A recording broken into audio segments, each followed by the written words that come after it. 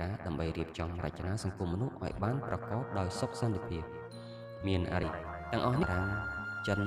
យួនសៀមលាវជាដើម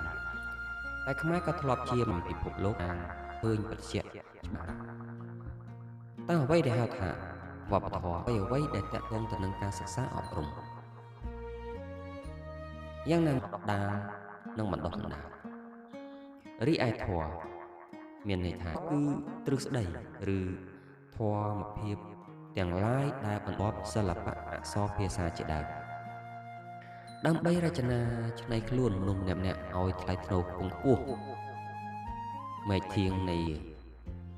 1ចំណេះដឹង2ការផ្សាយ3ការអនុវត្តនៅក្នុងចំណេះដឹងយើងមានការអប់រំនិងការអនុវត្តនៅក្នុងច្បាប់ហើយចុះអារម្មណ៍មក